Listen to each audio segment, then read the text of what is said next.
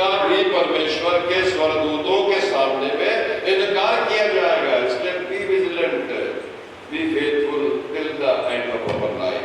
हमारे जीवन के अंत तक हमको इन बातों के प्रति सचेत रहना है कि कहीं हमारी छोटी सी गलती से हम स्वर्ग के राज में अनंत जीवन की आशा में और प्रभु यीशु मसीह के साथ में लाने से वंचित न रह जाए।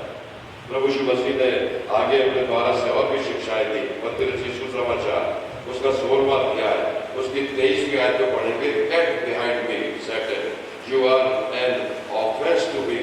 प्रभु यीशु मसीह ने पतरस से एक बार कहा कि हे शैतान, तू मुझसे दूर हो जा, क्योंकि पतरस ने कहा था प्रभु तुझे सताओं का सामना नहीं करना पड़ेगा, तेरा अंत इस प्रकार से नहीं होगा जैसे तू कह रहा है। प्रभु यीशु मसीह ने कहा था कि अवश्य है कि मनुष्य का पुत्र पकड़वाया जाए, मारा जाए, गाड़ा जाए और 3 दिन के बाद में जी उठे। वो उस बात के लिए तैयार नहीं थे। पढ़िएगा सर, आज विशेष प्रार्थना की गई और बड़ौदा से भी आए हैं।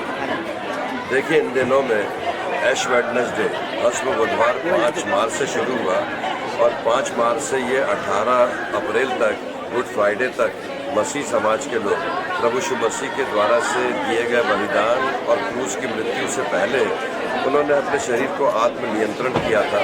40 दिन भूखे और प्यासे रहे थे। आज तीसरे रविवार में उपवास काल के संदेश यीशु मसीह के द्वारा से ये दिया गया कि उनका एक प्रिय चेला था पतरस, और पतरस इतना ज़्यादा डेडिकेटेड समर्पित शिष्य थे कि जब यीशु मसीह को पकड़ने के लिए सिपाही आए और उनको पकड़ के बंदी गृह में ले जाने लगे तो पतरस ने तलवार निकाल के एक सूबेदार का कान काट दिया। तो प्रभु यीशु मसीह ने उस कान को नीचे से उठाया और जोड़ करके पतरस से कहा कि पतरस, हमारा ये रास्ता नहीं है, हमारा युद्ध का, तलवार चलाने का और लोगों को नाश करने का उद्देश्य नहीं है। हम जीवन बचाने आए हैं। मनुष्य का पुत्र, परमेश्वर का पुत्र यीशु मसीह दुनिया में इसलिए आया कि वो सेवा टहल करे, ना कि सेवा टहल कराए। और प्रभु यीशु मसीह ने पतरस से कहा, स्पिरिचुअल प्राइड, आध्यात्मिक घमंड या धार्मिक घमंड आदमी को नहीं करना चाहिए, व्यक्ति को नहीं करना चाहिए। लोग धार्मिक अनुष्ठान करते, वृद्धाश्रम बनाते, अस्पताल बनाते, ये बनाते वो, और बड़े बड़े तख्तियों पर अपना नाम लिख करके वो मनुष्यों से प्रसन्नता, एप्रिसिएशन चाहते हैं। प्रभु यीशु मसीह ने कहा, एप्रिसिएशन चाहना तो परमेश्वर से चाहे। और पतरस से उसने कहा कि अपनी धार्मिकता पर घमंड मत करो।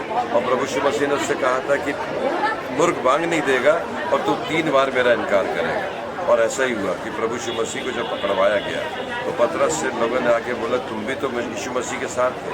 एक लड़की ने बोला, तुम भी तो यीशु मसीह के साथ थे। पतरस ने कहा, मैं साथ नहीं था। 3 बार इनकार किया। लेकिन पतरस को यीशु मसीह ने पहले कहा था कि जब तू पलटे, जब तू वापस आए, जब तू पछताप करे तो अपने भाइयों को संभालना।